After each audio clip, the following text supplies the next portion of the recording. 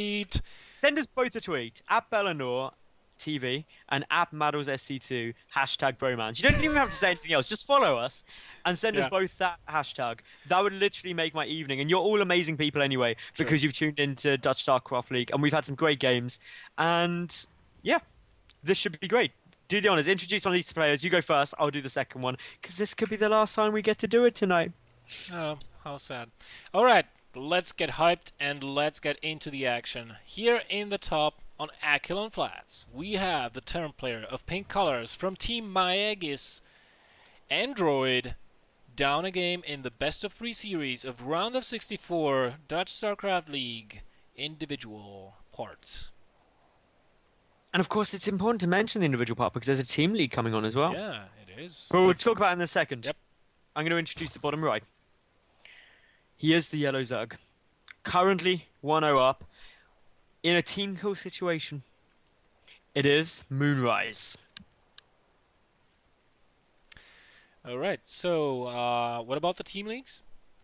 What about the team leagues? Is someone may have mentioned to me that every Sunday there's going to be a team league Yeah, for Dutch StarCraft League, and I'm reliably informed by future me, who came back in the time machine and told me, Maros, make sure you tell everyone it is gonna be epic.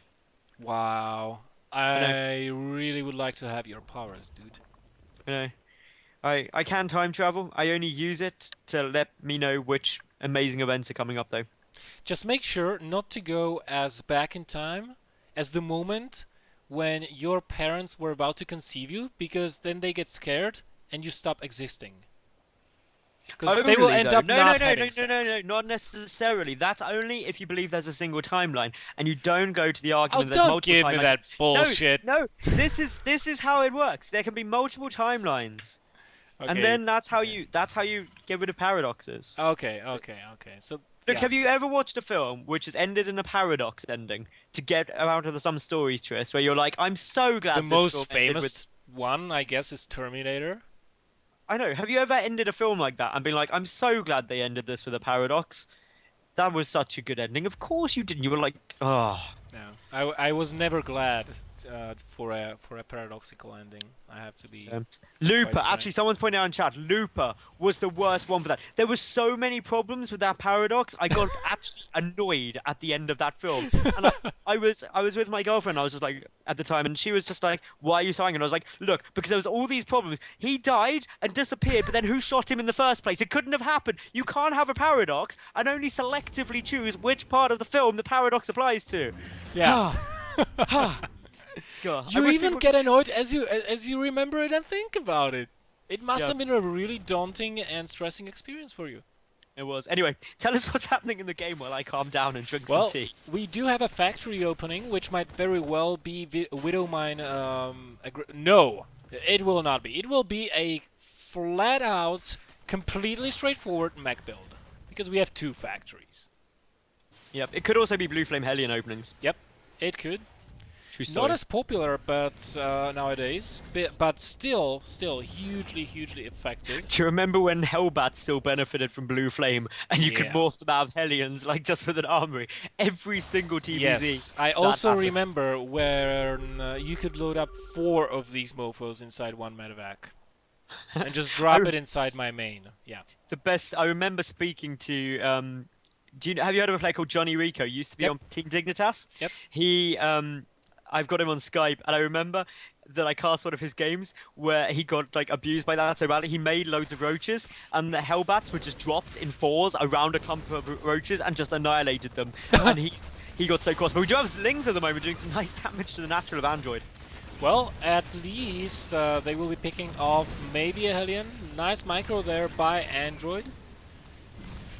Well, Indeed it picked up was. 4 SCVs and revealed the Hellions. So MoonRise knows what kind of an opening this is. He does not. Oh, he actually does get a full scout, so he actually sees the 3rd factory coming down, and this should prompt him to go into mass roach mode. And as the roach run is finishing, double Evo chambers are trying to constrict the area around the map a little bit to limit the movement of those Zerglings. So smart, building a spine crawler on the low ground. Even look at Yeah. how attentive he is to spreading creep. He knows that will be essential in defending what is coming his way.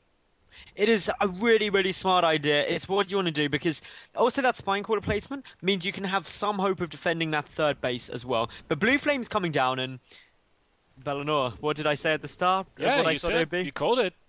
I was like, it's gonna. Blue Flame Hellions. I'm really proud. If no one else can see it, but I think you can. I have such a proud face on right now. I will show it to the guys actually.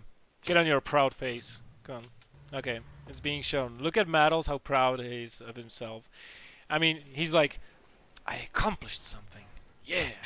I did something good. I predicted Blue Flame Hellions. Right. Anyway, they are coming in though. They're getting ready. They're getting chipped. They're getting poked at by a spine caller, and then like, no, run away. This was not a good idea. Oh my god, that creep spread. I'm so in love with MoonRise's creep spread. That is so good. That is really good creep spread actually. It's because he's got 4 queens and he's just constantly making creep tumors. He's just like spread all the Yeah. creep. And on a map like Akalon Waste, you have to make sure that you get lots of creep tumors because it's very, very wide. Yeah, it is. And you have to spread in all sorts of directions. But like, I mean, really good play by him. I really admire every Zerg that has fantastic creep spread.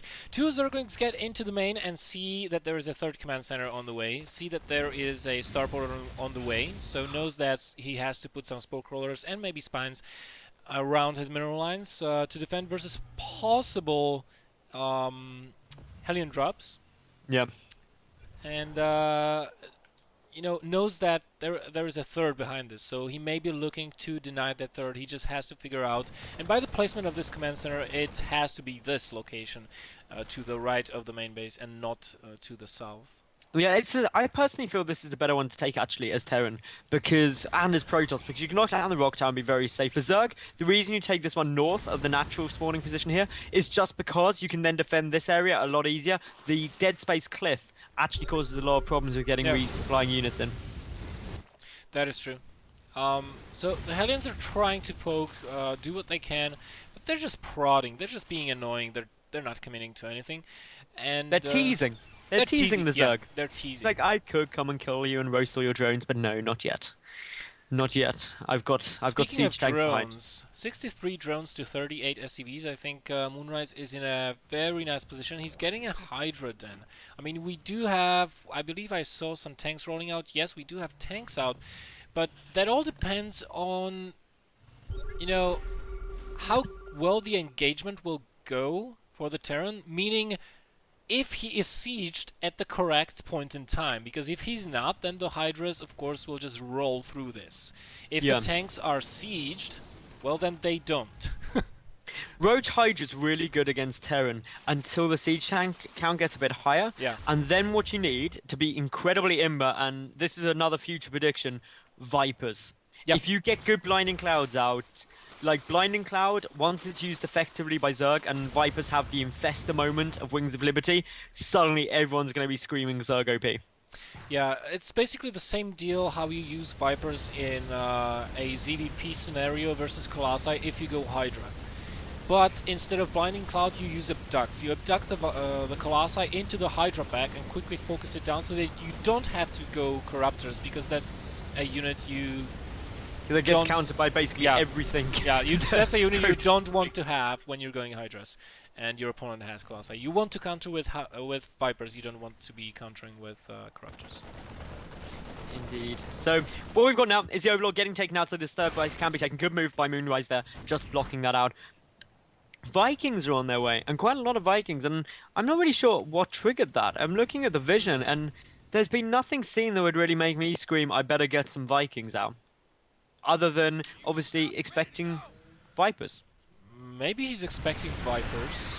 That is true. But the push is coming in now. Yeah. Like, he doesn't have time to worry about Vipers, because it's at his front door. How many Hellions do we have here, actually? We have 10 Hellions, and they're just now transformed into Hellbats. Oh, yeah. Hellbats, good units. Pwn time. Hellbats are really strong, actually. They are one of the most cost-effective units in-game. And they have so many hit points. I mean, it takes such a long time to kill them. Now, Android is under double threat.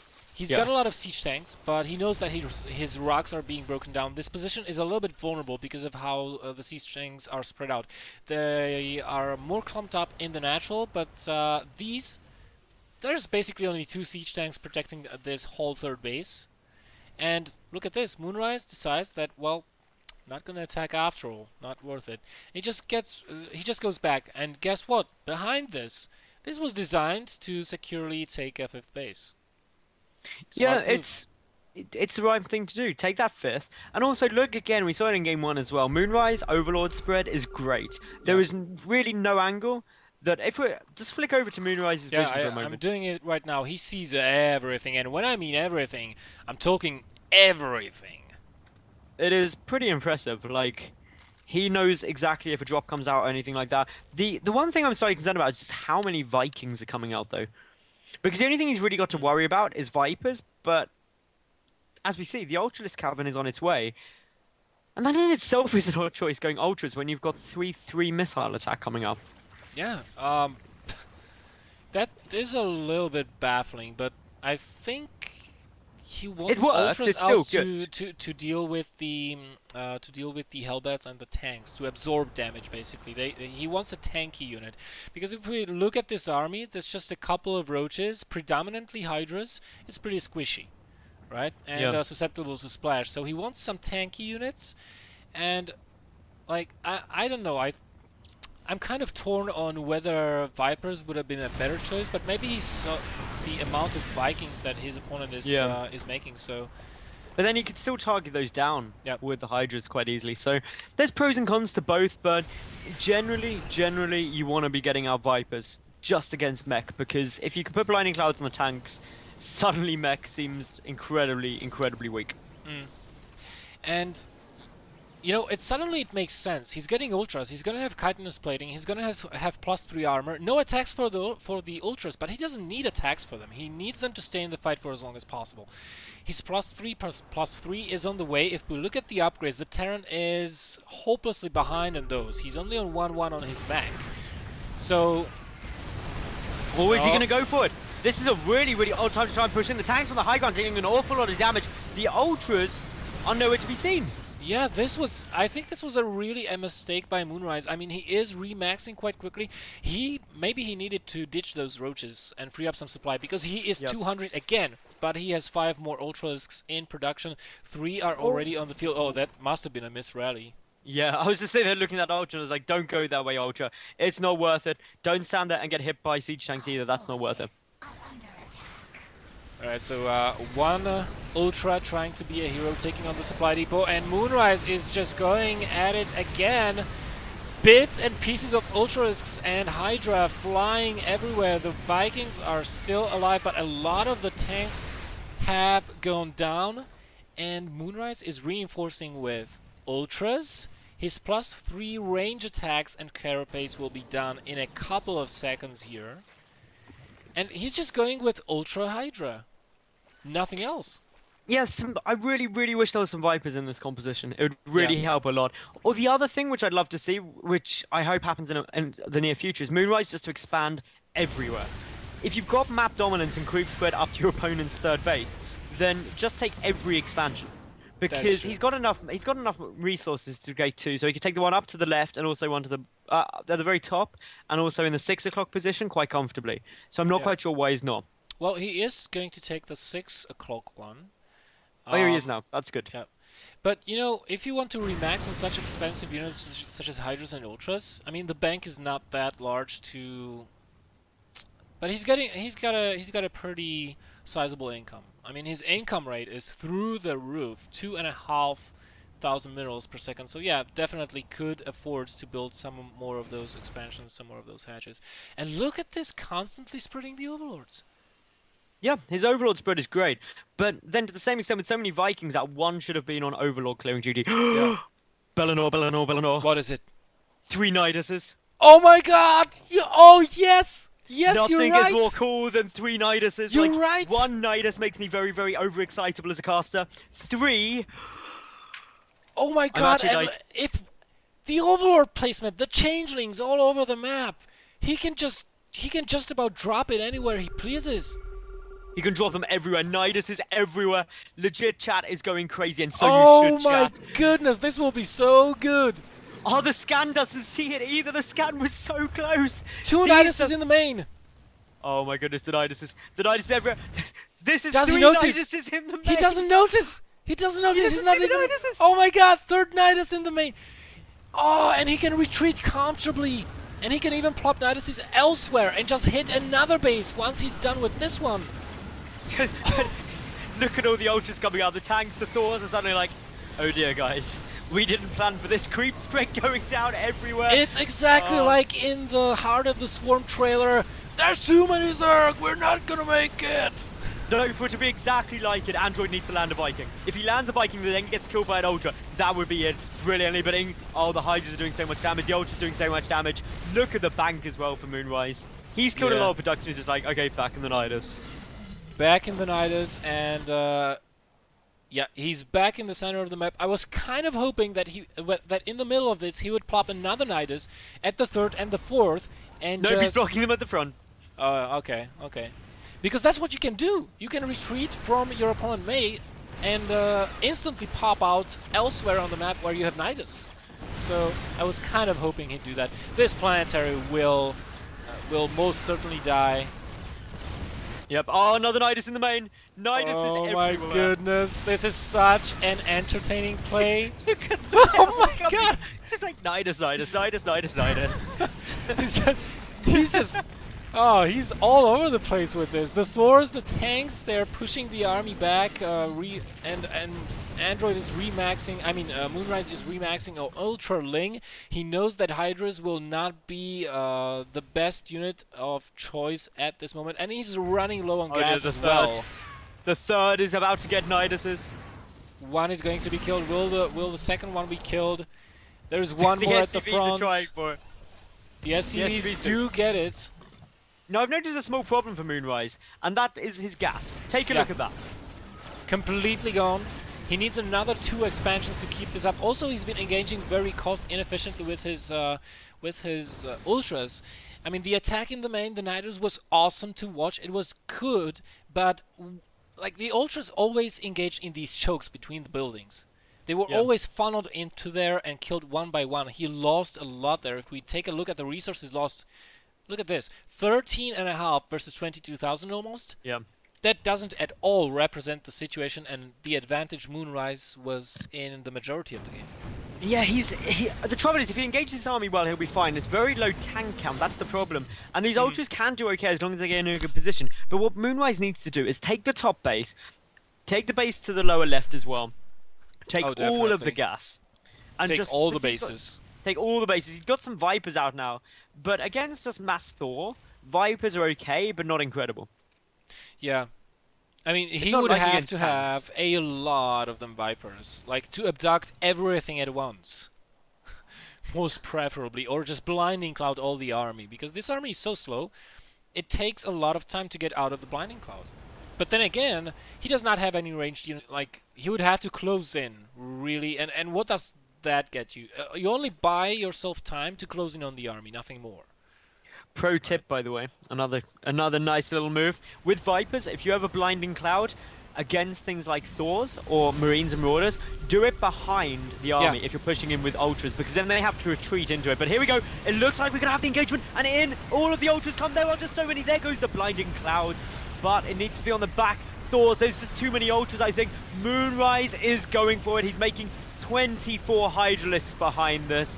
But I don't think they're going to get a chance to come out. Under 100 supply now for Hydra, and he just... And a rage quit. Rage quit, just like There you have it. Ultras OP.